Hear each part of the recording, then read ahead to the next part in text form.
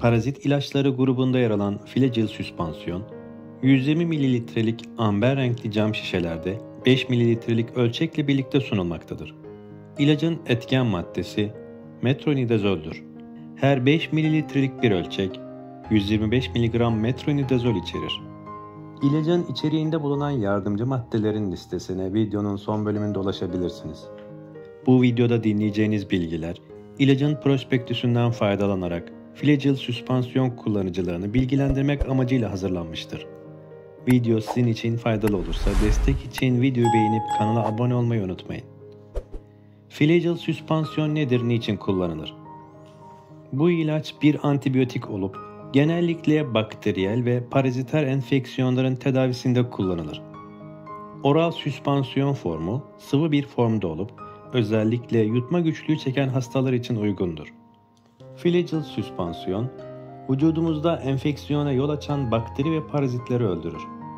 Kan, beyin, akciğer, kemik, cinsel organlar, mide ve bağırsak enfeksiyonları, diş eti ülserleri ve diğer diş enfeksiyonları, bacak yaraları ve basınca bağlı gelişen vücut yaraları ve ameliyat sonrası gelişebilecek enfeksiyonların önlenmesi amacıyla kullanılır. Flagyl süspansiyon nasıl kullanılır? Doktorunuz bu ilacı size nasıl reçete ettiyse ilacı o şekilde kullanmanız tavsiye edilir. Doktorunuzun önerdiği dozajı takip edin. Genellikle çocuklar ve yetişkinler için farklı dozajlar uygulanabilir. İlacın genellikle yemekle birlikte alınması önerilir. Ancak doktorunuzun önerisine göre bu durum değişebilir. Pek çok hasta için Flagyl süspansiyonla 7 günlük tedavi yeterli olacaktır.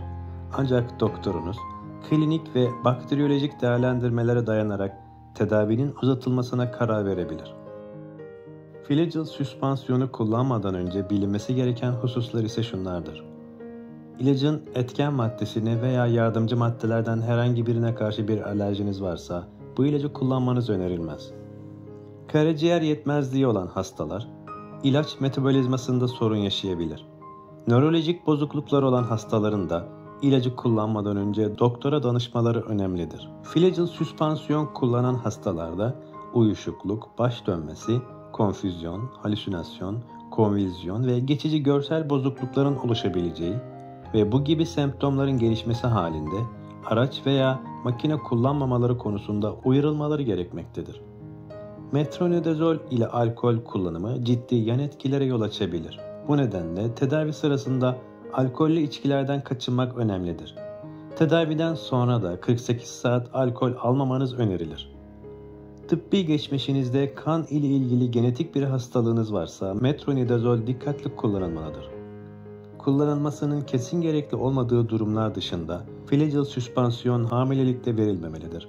Eğer kullanımı kaçınılmaz ise kısa süreli ve düşük doz ile kullanılmalıdır.